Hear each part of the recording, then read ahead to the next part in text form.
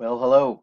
I remain Mr. Laskowski, your devoted teacher and the host of this ongoing video series, AP United States History.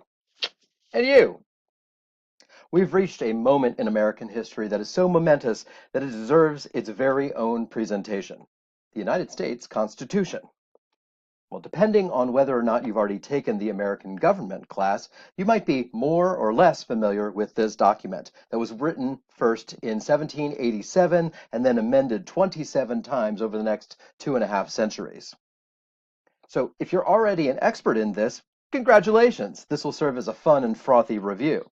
If, however, you're a little bit hazy on what the Constitution is and why it should matter, well, you're going to want to pay extra close attention to today's presentation. It might be the most important presentation of all, because, as I like to say, the Constitution is essentially the owner's manual to American citizenship. Can the police search your house? Well, check the owner's manual. Can Michigan declare war on Ohio? Check the owner's manual. Can Congress impose tariffs on Belgium? Check the owner's manual. But of course, to use the owner's manual, we first have to create that manual. And that's what this presentation is all about, the processes, drama, and compromises associated with writing and ratifying the United States Constitution. So let's get right to it, shall we? You might remember from the last presentation, or maybe you took great notes in this class, that the Articles of Confederation was hopelessly flawed. So much so that it only lasted a couple of years before states realized that it needed to be changed if the nation was going to survive. Let's remember, this is what we've called the critical period, and this is what made the critical period so critical. It was the survival of the nation that was at stake. Now, to be sure, the Articles of Confederation had done some good things. After all, it oversaw the end of the war and the Treaty of Paris, and it managed to settle the land disputes that states had over control of the land in the west of the Appalachian Mountains, that is. But perhaps most importantly, it was designed to be weak, so that the government could never be strong enough to take away the natural rights of its people. After all, that had been the crime that Parliament and the King had committed, and Americans didn't want to go from one absolute governmental system right into another. However, very quickly it became evident that the government, intentionally designed to be weak, proved to be too weak even to protect the natural rights of its citizens. And you'll recall that this was due to a great historical truth, that political and economic stability are linked. If the economy is secure, then the political system is not in danger. But if the economy is failing, it's only a matter of time before the political system will fail too. And during the 1780s, the United States political system was going to fail because the United States economics were in free fall. Because states had run up their own huge debts, and so too had the national government.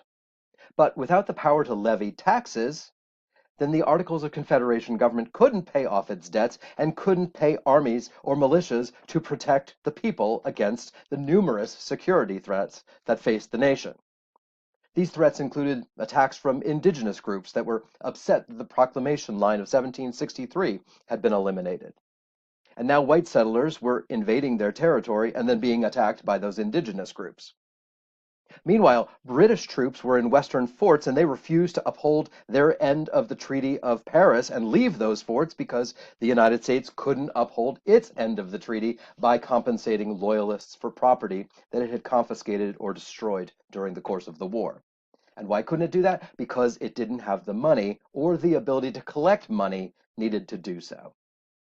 And the same held true for the Spanish, who had forts in what we now call Alabama and Mississippi, land that both the United States and Spain claimed as their own.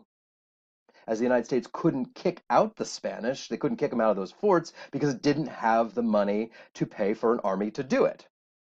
And it wasn't just those external threats.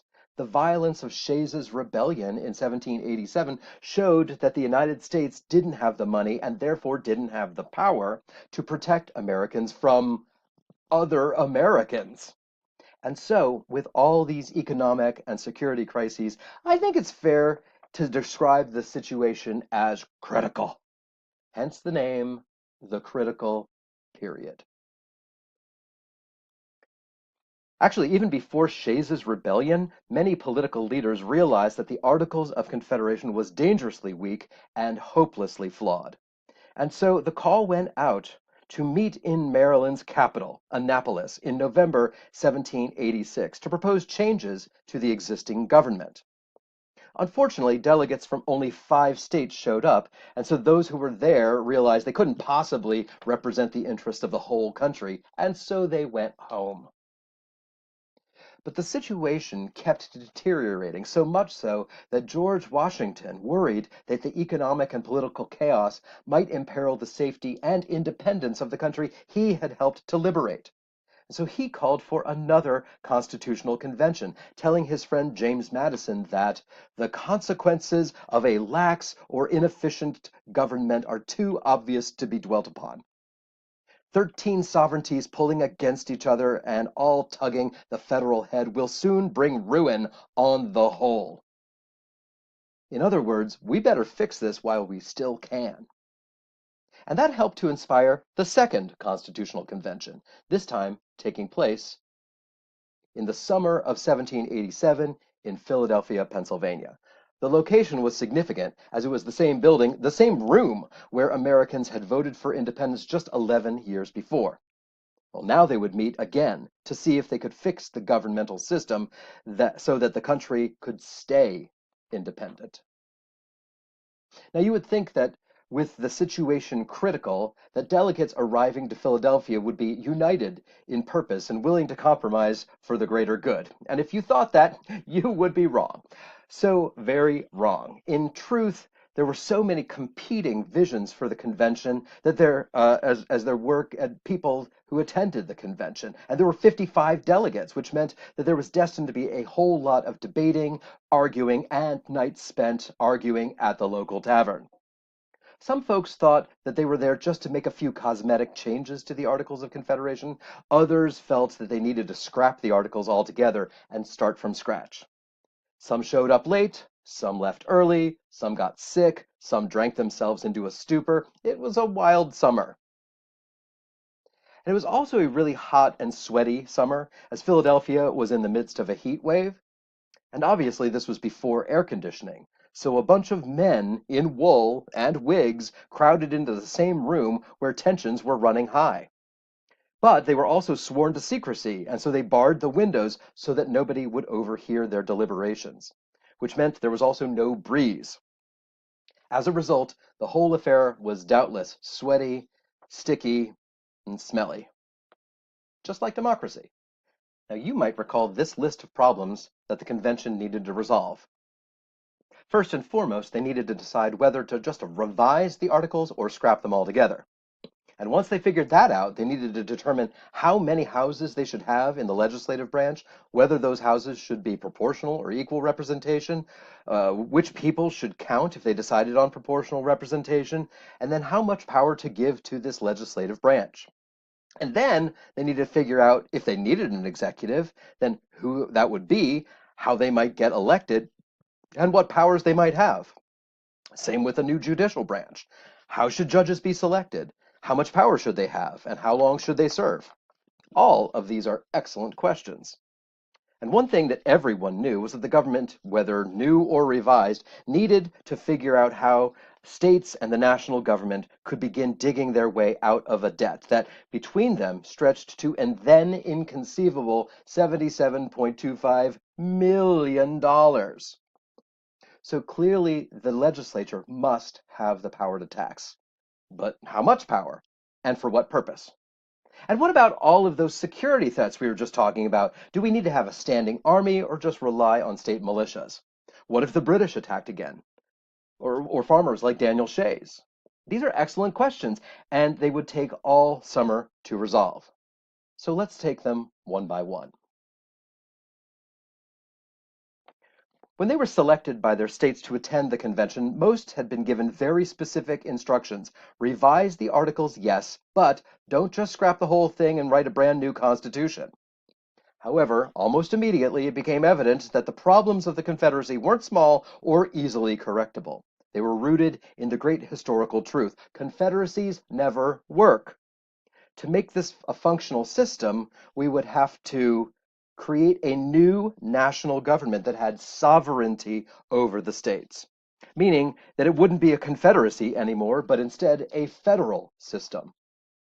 Obviously, this is going to irritate a lot of the delegates, and many stormed out, never to return. But those who stayed got down to the business of figuring out just what this new federal system would look like. The next issue involved representation in the legislative branch. Would there be one house, unicameral, or two houses, bicameral? And would representation in those houses be equal, with each state having the same number of votes, or proportional, determined by each state's population? Because politics often is about protecting one's own interests, perhaps it won't surprise you to learn that Virginia, the largest state and the one with the most people in it, preferred a system in which representation was proportional in both houses of a bicameral legislature. And this is the basis for a proposal known as the Virginia Plan.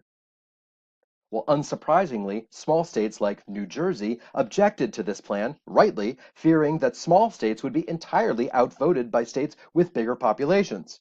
And so they proposed a system very similar to that of the Articles of Confederation, a unicameral system with each state having the exact same number of votes, equal representation.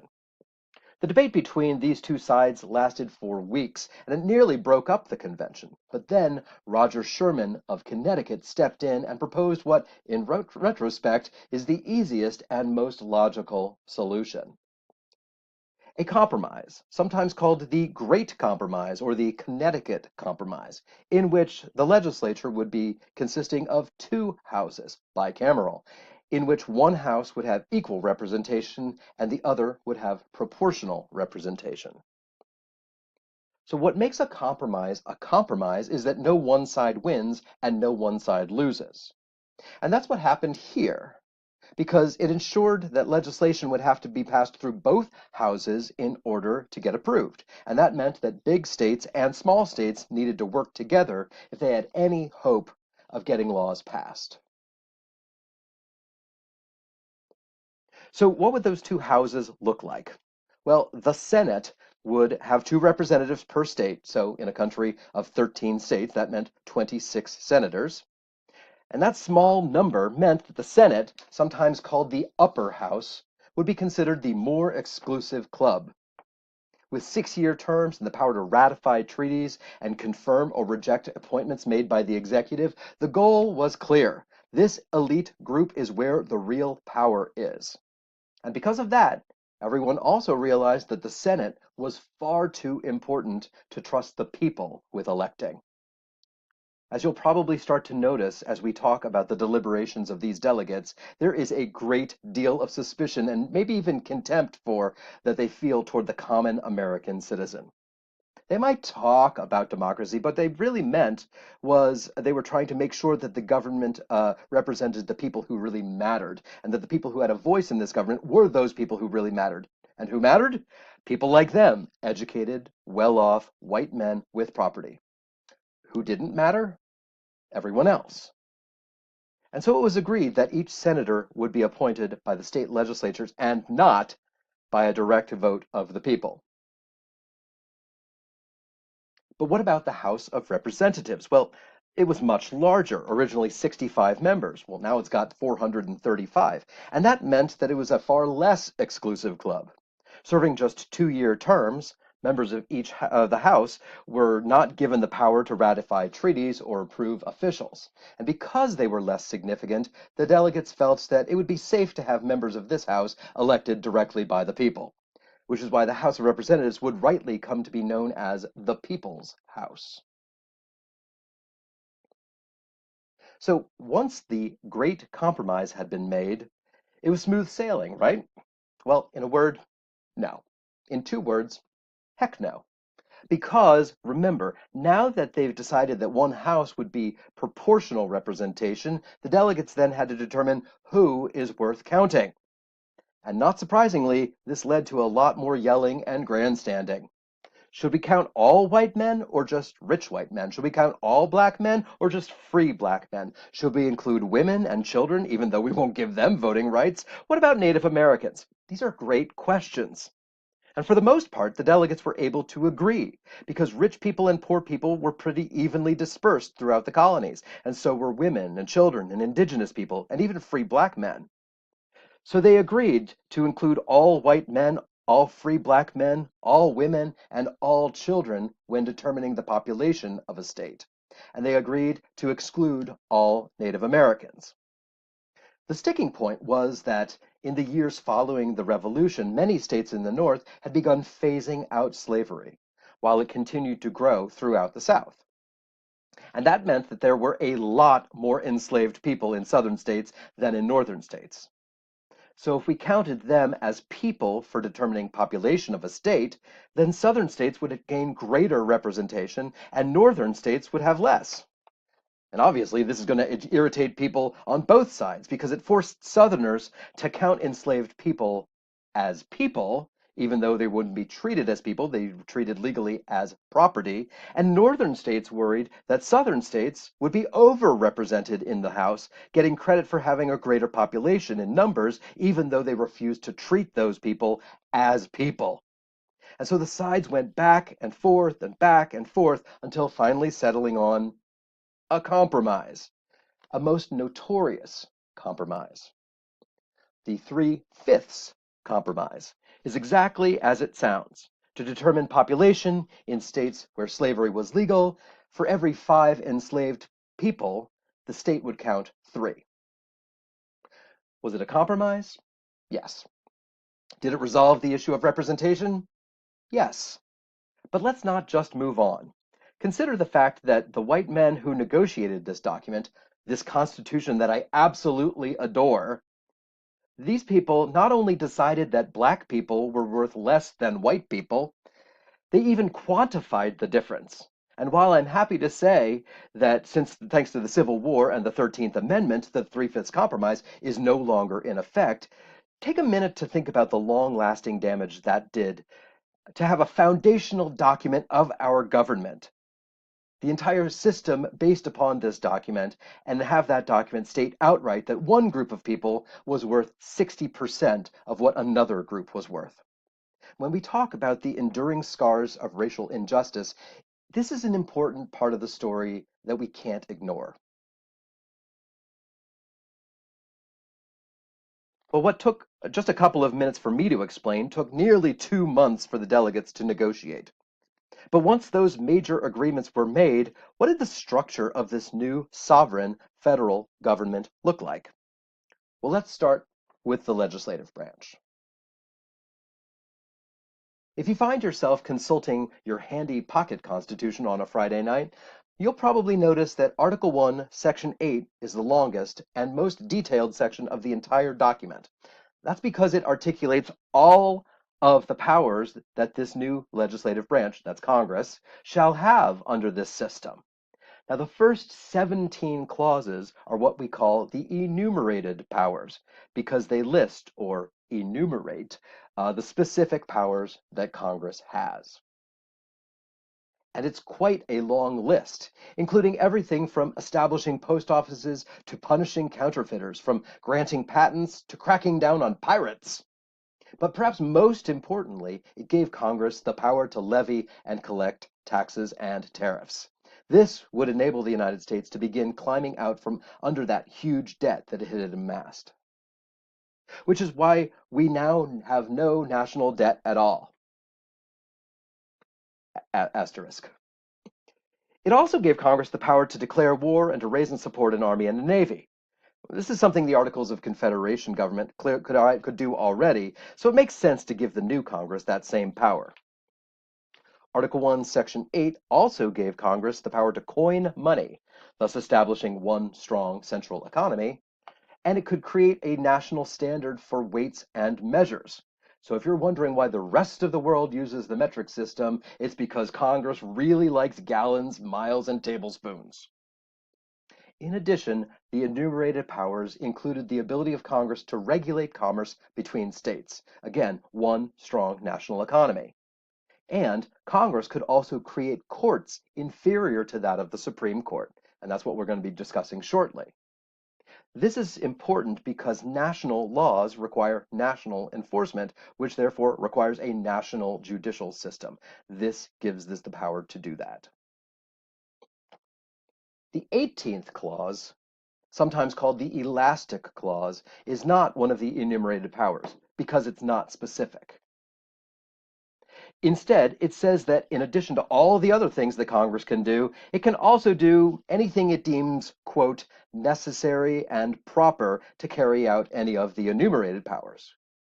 Essentially, the delegates realized that they couldn't make a complete list of Congress's powers, or else they'd have to have a new constitutional convention every time they realized another power that they'd forgotten to add in the first place. And so the necessary and proper clause gives Congress the flexibility, or you might say elasticity, to change with the times, to bend, to flex, to adjust itself with the times. And so you'll notice that the enumerated powers only stated that Congress could create an army and a navy. But what if we decide we need a Marine Corps or a Coast Guard? Can we create them? Yes, thanks to the elastic clause. And what about an Air Force or even a Space Force? Yes, those too. And as this cartoon here shows, the elastic clause enables the government to bend, but not break, during times of national crisis. Well, not surprisingly, many people were really suspicious of this necessary and proper clause because it seemed to suggest that Congress could do everything listed in the enumerated powers, and then pretty much anything else that it wanted to do. And that terrified people who had remembered Parliament's abuse of power. So conflicts about governmental power would come out during the ratification debate and again in the early years of the Republic. So let's remember this moment and this part of the debate over Congress's power. Now, it feels like the delegates to the Constitutional Convention focused most of their attention on the legislative branch. It's because that's exactly what they did. The other two branches weren't exactly afterthoughts, but the ideas weren't nearly as well developed or thought out. And perhaps that's because everyone there sort of assumed that the person presiding over the Constitutional Convention, this man, George Washington, would become the nation's first president. And so he could sort of figure it out on his own. And that's kind of what happened. Now, today, when we think about the presidency, we often focus on the power, the responsibilities, the perks, the notoriety. We call the president the leader of the free world. And if the president sneezes or tweets, it's national news. How different that is from the original intent of the Constitution's framers. After all, the last executive they remembered was the king, and that they called him a tyrant.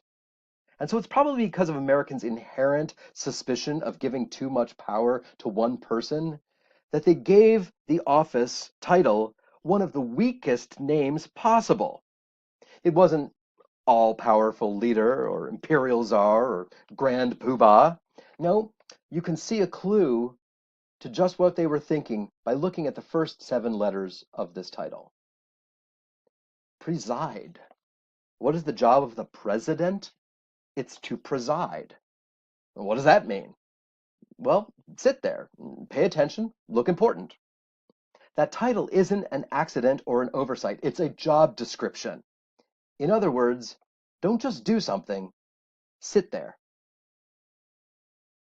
Well, after some debates about whether or not the president should be selected by Congress, the delegates agreed that the person needed to be elected. However, just as we saw with the Senate, the presidency was considered too important to trust the people with directly electing them. Because most of the people at the convention saw themselves as the smartest, wisest people in America, far better than the uneducated common man. As Alexander Hamilton put it when he was asked about democracy and the will of the people, he responded, the people, sir, the people is a great beast. What did he mean by that? Well, he meant that the people, the common man, like beasts, ate and slept, but they never thought. And so they ought not to be trusted with the vote on important matters. And this is what happens when, in the words of the Hamilton musical, you assume you're the smartest in the room. But that sentiment prevailed, and it's why the framers of the Constitution chose to create the Electoral College. This is an example of indirect democracy, whereby voters, rich white male voters that is, would vote for state legislatures, and then those state legislatures would choose the wisest people they knew to gather and select the president. It's a great system, and practically never fails, which is why the Electoral College system has been copied by exactly 0 other nations. Once elected, or rather selected, presidents serve a 4-year term and could run for re-election if they so chose. While in office, presidents had 3 main jobs, besides sitting there and looking important. First, they served as the commander-in-chief of the armed forces. And this matters because it was important to the delegates that the person in charge of the army was a civilian, answerable to the people. In theory, that would keep presidents from using the military to suppress the liberties and seize more power. Presidents were also empowered to negotiate treaties with other countries and appoint officials to positions such as ambassadors or members of the Supreme Court. Of course, this appointment power would be checked by the United States Senate, who had the ability to accept or reject the president's choices. Now, nobody was worried that George Washington would abuse his power, even though the power of the president itself was already pretty limited. But they were terrified what might happen if somebody unworthy or crooked ascended to the presidency. What if president number 2 was corrupt, or number 15, or number 36? We needed a system to get rid of bad presidents and any other public official without waiting for the next election. And that is why the delegates included a section about impeachment and removal. If a president or some other important official in the government committed treason or bribery, clearly we would want to have that power to kick that person out of office. But also, if there were other bad things that the president did that didn't fall into the categories of treason or bribery, we still needed a way to remove them from office. And so they added high crimes and misdemeanors, which essentially is an elastic clause for justifications for impeachment. Indeed, of the 4 presidential impeachments we've had to date, all of them have been for high crimes and misdemeanors, whether it was violating the Tenure of Office Act of 1868, or lying under oath about having an affair, or encouraging an armed insurrection against the United States Capitol. Congress has always used the high crimes and misdemeanors clause to justify impeachment. And just in case you're wondering, all 4 impeached presidents were found not guilty. If it seems that the framers of the Constitution didn't really give much attention to the executive branch, it's because they didn't. And they gave even less attention to the judiciary. Most recognized that if we passed laws enforced by a national executive, it would only stand to reason that we would need a national court system to adjudicate those cases.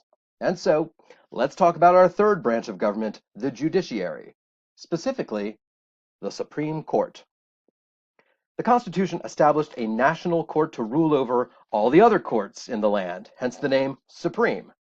Because the job was too important to be trusted to the people, justices would be named to the court by the president and approved by the Senate.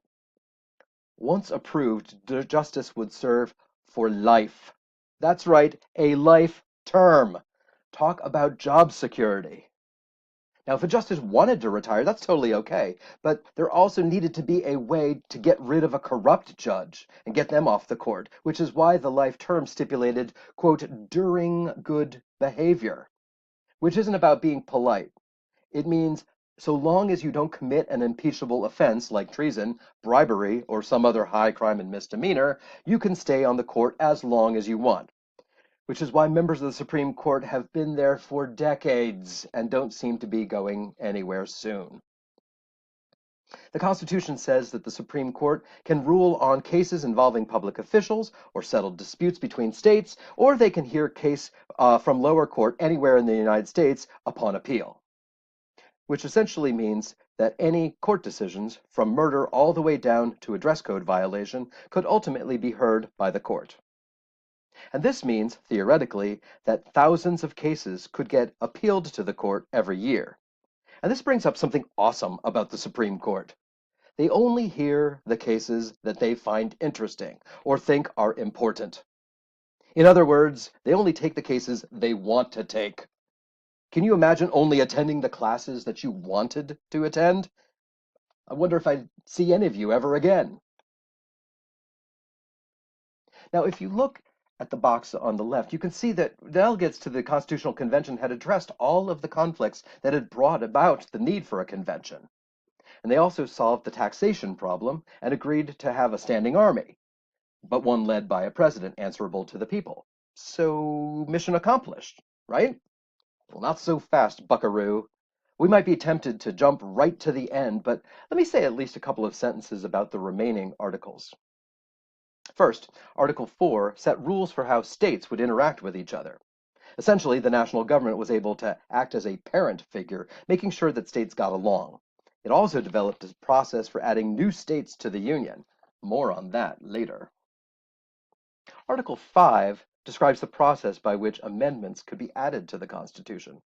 And that would come up sooner than anyone thought, because when anti-federalists started demanding the addition of a Bill of Rights to the Constitution, they needed a process for being able to add amendments to that Constitution. Luckily, Article 5 shows that there's already a process in place.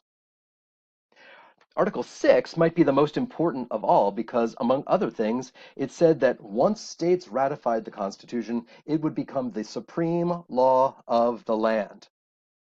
When states ratified, they gave up their sovereignty, which meant that in any conflict between the state government and the national government would always win.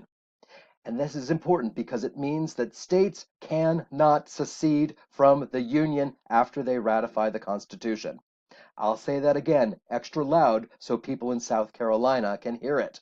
States cannot secede from the Union. I hope they got the point. Now, the final article is just one sentence long, and it says that the Constitution that they've just written would become operative when 9 of the 13 states had ratified it.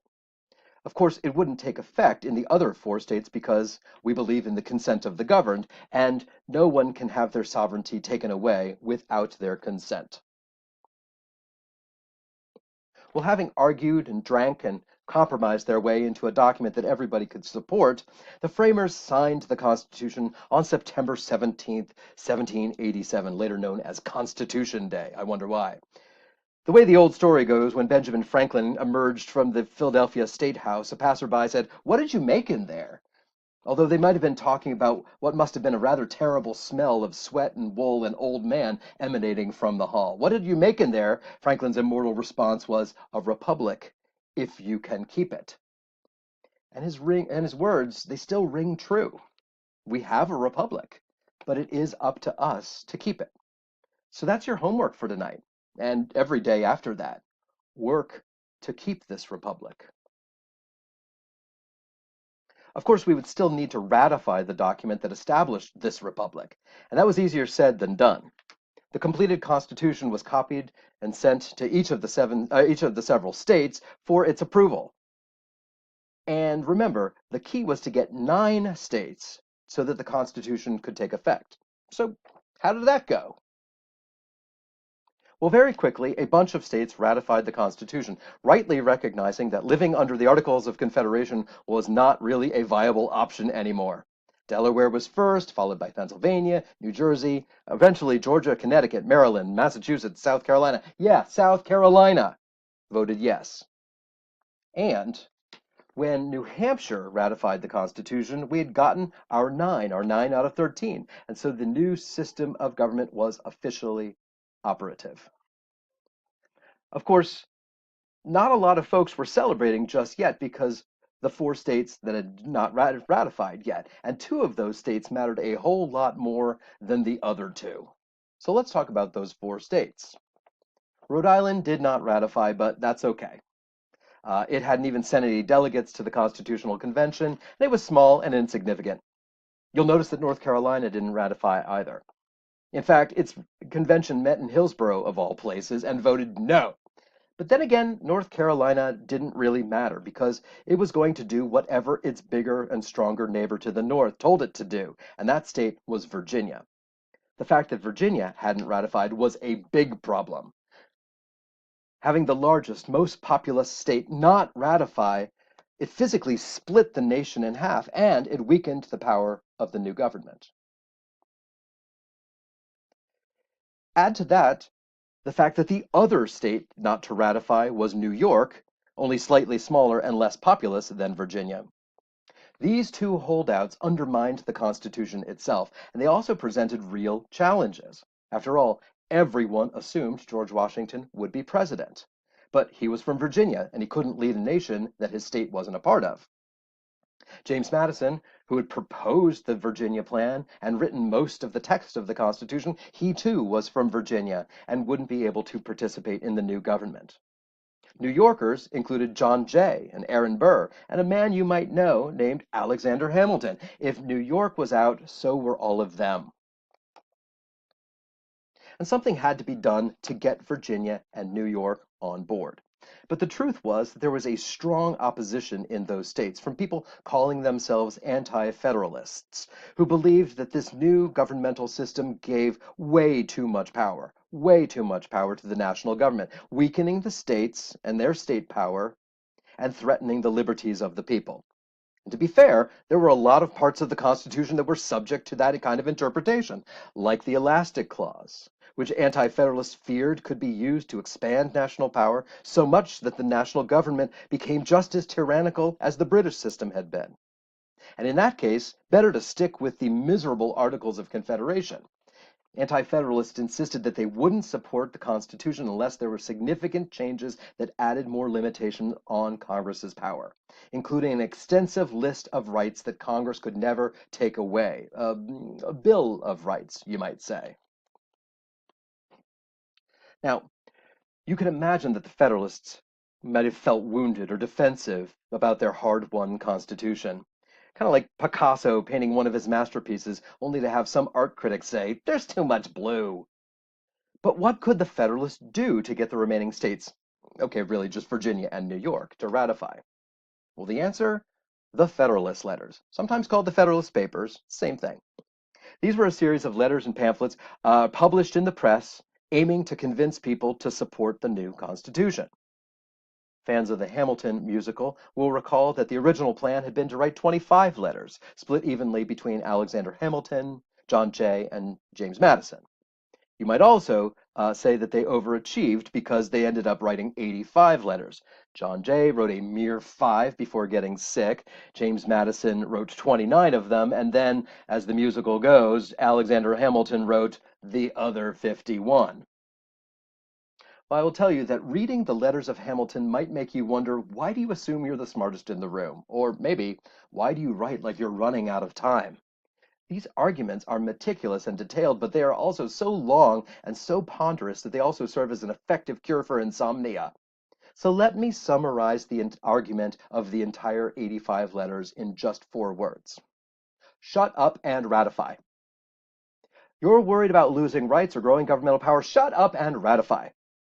You fear a return to tyranny? Shut up and ratify.